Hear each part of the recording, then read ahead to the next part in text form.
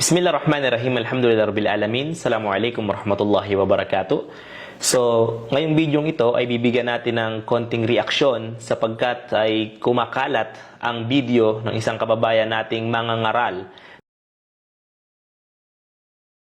ng ibang pananampalataya na kung saan kanyang sinasabi na papatunayan niya raw mula sa Quran at Sunnah na si Propeta Muhammad ay bulaang propeta. So ating pakinggan kung ano-ano ang kanyang mga dahilan kung bakit niya nasabi na si Muhammad ay bulaang propeta at ating bibigyan ngayon ng kasagutan o reaksyon ang kanyang mga sinasabi. Dahil itong taong ito ay nakabasa lamang ng isang talata ng Quran, hindi niya naman lubusang naunawaan kung ano-ano na ang kanyang ginawang interpretasyon. Kaya ang lumabas, parang siya ay nagsasabi ng totoo sa kanyang sarili lamang. Pero sa Islam, no. Hindi ka mapaniniwalaan ng mga Muslim dahil maliwanag ang Islam. Maliwanag ang Quran. Paano ko masabi? Paliliwanag ko sa iyo ngayon ang mga sinasabi mo na patunay na si Muhammad ay isang bulaang propeta. Marami po mga Muslim, mga minamahal, ang nagsabi po sa akin, nabasahin ko daw po yung Quran para maliwanagan daw po ako.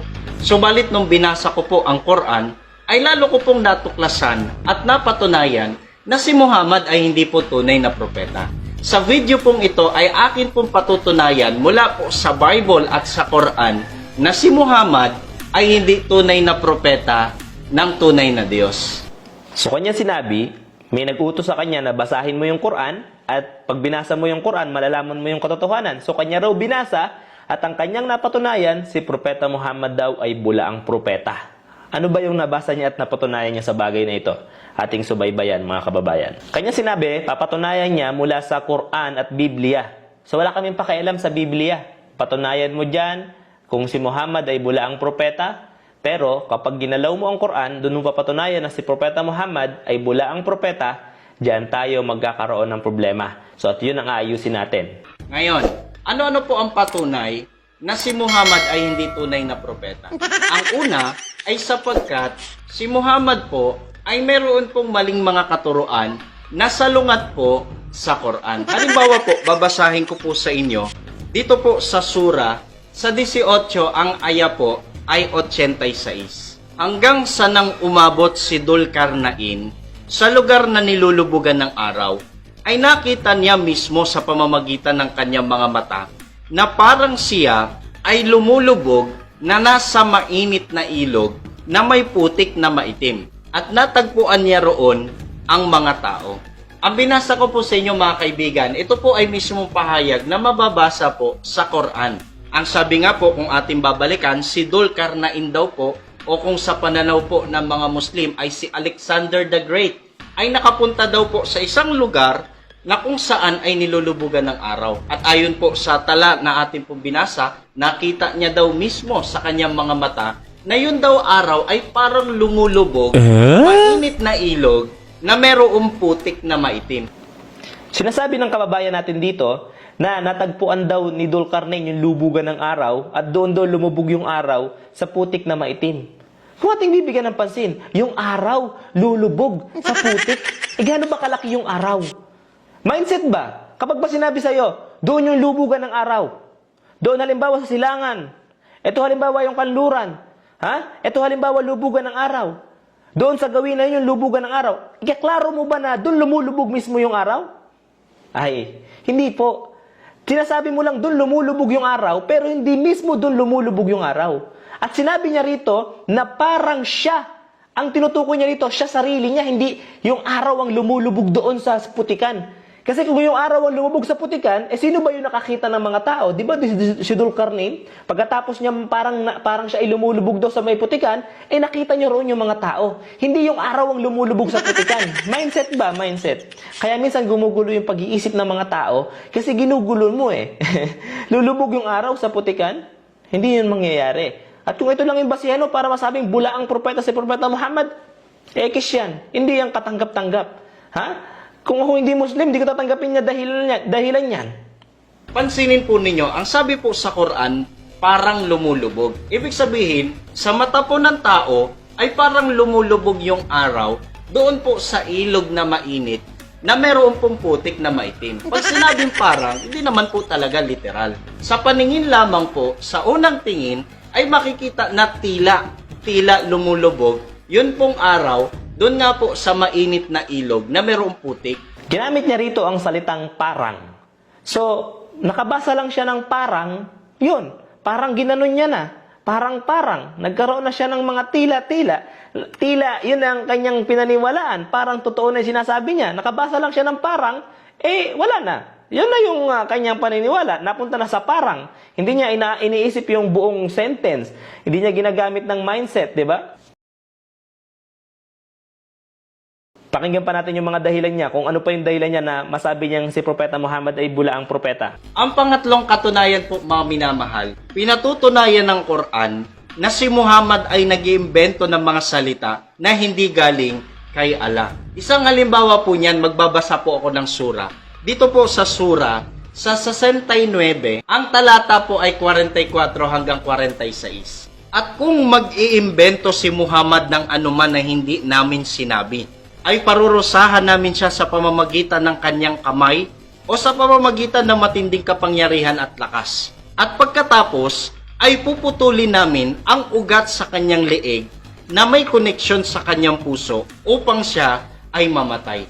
Ito po pahayag mismo ni Allah. Ano po yung kanyang hamon? Ang sabi niya po dito, kung si Muhammad daw ay mag-imbento ng mga salita. O sabihin ni Muhammad na ito'y galing kay Allah pero hindi naman talaga galing kay Allah. Ang sabi po ni Allah, ang gagawin niya ay puputulin niya daw yung ugat sa leeg ni Muhammad na nagkokonekta po sa kanyang puso. Pag binasa po natin, Kumbaga, ang sinasabi niya dito, mula ang propeta si Propeta Muhammad. Sa kadahilanan na namatay siya. Ang hamon sa kanya ng Allah, lalagutin yung kanyang leeg kapag ka mali ang tinuturo niya. Ganito ba yun? Naging basihan mo, kababayan, para nasabi mong bula ang propeta na si Propeta Muhammad? Ginamit mo yung kanyang kamatayan at yung ayang yun para masabi mo na mali talaga ito si Muhammad, kung ano-ano talaga sinasabi ni Muhammad. Kasi namatay siya eh. Yun yung hamon sa kanya ng Allah. Nagkakamali ka, kabayan. Sa kadahilanan na si Propeta Muhammad sa huling khutbah niya ay bago siya namatay, nakumpleto niya na ang mensahe ng Allah. Allahu Akbar! Nakumpleto na pala eh. Ha? Ibig sabihin, tapos na. Hindi naging reason yung pagkamatay ni Propeta Muhammad dahil mali yung tinuro niya. Hindi, nakumpleto na. Kaya nga ang sabi ng Allah subhanahu wa ta'ala, na sinabi ni Propeta Muhammad sa huling khutbah niya, sabi niya, Al-yawma akmaltu lakum dinakum wa atmamtu alaykum ni'mati wa raditu lakumul islami dinan. Napakaliwanag, sabi ng Allah, sa araw na ito, ginawa kong ganap ang inyong relihiyon. Ha? Pinili ko ang Islam bilang inyong maging way of life. Ha?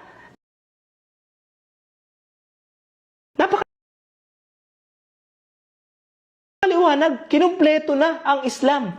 Napakaliwanag na sinabi ng Allah sa banal na Quran na kapag hindi mo naihatid ang mensahe sa kabuuan nito, ay baliwala ang utos ng Allah. Kaya ang sabi ng Allah, Ya ayyuhar rasulu, baligh ma unzila ilayka min rabbik. Wa in lam taf'al, fama balagta risalata. Napakaliwanag na sinabi ng Allah, sabi niya, O sugo ng Allah, Muhammad, ipaabot mo ang mensahe na ipinahayag o ibinaba sa iyo mula sa iyong Panginoon. At kung hindi mo magawa sa makatuwid, hindi mo maipaabot ang kanyang mensahe. Ibig sabihin, na kumpleto na ni Propeta Muhammad ang pagbibigay ng mensahe. Ibig sabihin, wala siyang naging pagkakamali. At hindi reason yung kamatayan ni Propeta Muhammad para masabi nating mali ang sinasabi niya. Namatay si Propeta Muhammad dahil yun na yung panahon niya. Yun na yung tapos na yung mission niya. Kaya siya binawian ng buhay. Hindi siya binawian ng buhay dahil lamang sa sinasabi mo na siya ay nagkamali at sa pangako ng Allah. Gagamitin mo lang yan na dahilan para makabutas ka. Pero hindi eh. Tapos na ang Islam bago namatay si Propeta Muhammad. Nakumpleto niya na ang mga mensahe. Kung nagkamali siya nung una pa lang, sana hindi niya na nakumpleto ang mensahe at di na pinaburan ito ng Allah. Nung pagkatapos niya makumpleto, nagwakas na ang kanyang buhay. Nangangahulugan, tapos na. Hindi siya nagkamali sa bagay na ito. So, ang kayong dahilan ay napakalabo at hindi katanggap-tanggap. Ekis na naman uli. Ang pang-apat po na patunay mga minamahal na hindi po tunay na propeta si Muhammad sapagkat magulo po yung katuruan ng mga Muslim kung para kanino ba talaga sinugo si Propeta Muhammad. Sa totoo lang po mga kaibigan, pag binabasa ko po yung Quran, hindi ko po nakikita na sugo si Muhammad sa lahat ng mga tao, kundi doon lamang sa isang partikular na mamamayan o sa kanyang lahi. Halimbawa po, babasahin ko po sa inyo, dito po sa Surah 13, ang aya po ay 30. Na kung paano namin ipinadala ang mga sugo na nauna sa iyo, ay gayon ka rin namin ipinadala, o Muhammad, sa iyong sambayanan na kung saan ay may nauna na sa kanilang sambayanan na pinadala ng mga sugo, upang bigkasin mo sa sambayanang ito ang dakilang Quran na ipinahayag sa iyo. Babasahin ko po dito sa isang translation yung ibig sabihin po ng isang sambayanan. Ang sabi po dito, ganyan nga o Muhammad, ikaw ay aming isinugo sa isang pamayanan na noong una pa man ay marami ng pamayanan na nagsilipas. Ito po matibay na katunayan na hindi po propeta para sa lahat ng dako o sa lahat ng tao si Muhammad. Binabanggit ng ating kababayan na isa na namang dahilan na si Propeta Muhammad is bulaang propeta kasi nakalagay sa banal na Quran ay sinugo siya sa isang sambayanan o sa isang pamayanan. Ha? So, kumbaga, mali kasi si Propeta Muhammad sinugo lang sa isang lugar. Sa Arabo lang daw. So, yun ang sinasabi niya.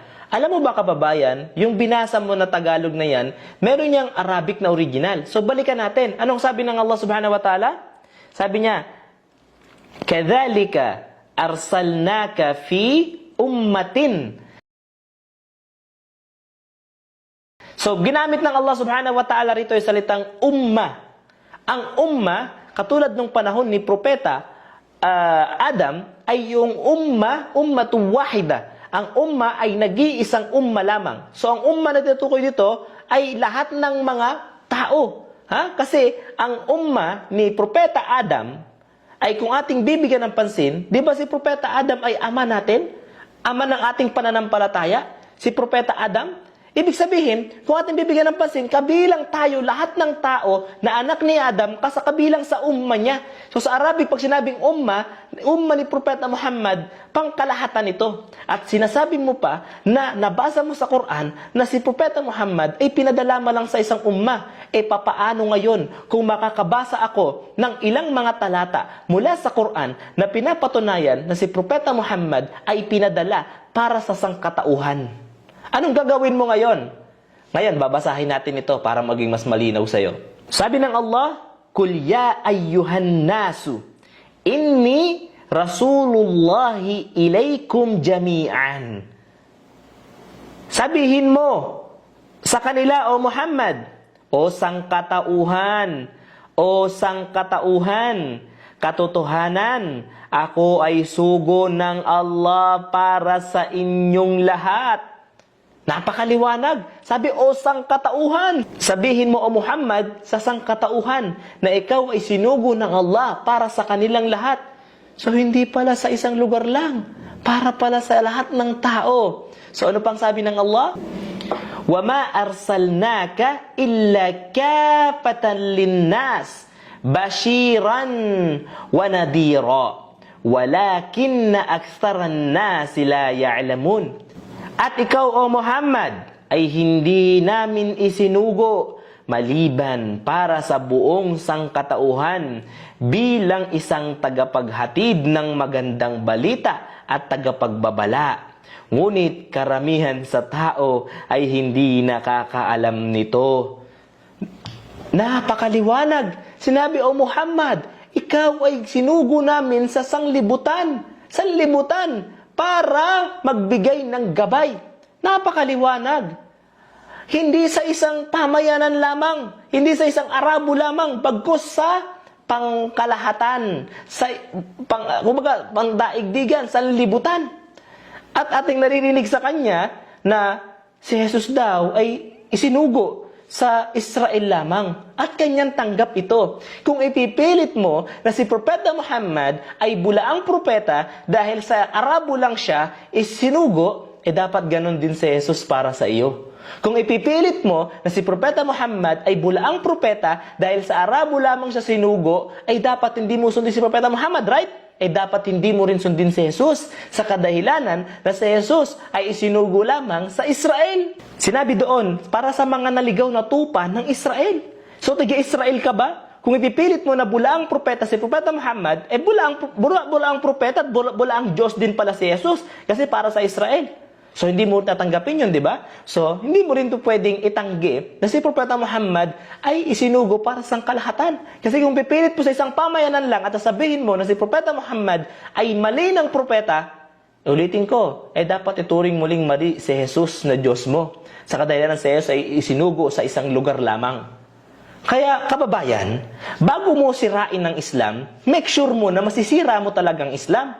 Pero salamat sa iyo, kasi nakikita ng mga tao na habang sinisira mo ang Islam, mas napapatunayan ng Islam at napapatunayan naming mga Muslim na naninira ka lang talaga, pero wala ka talagang sapat na batayan.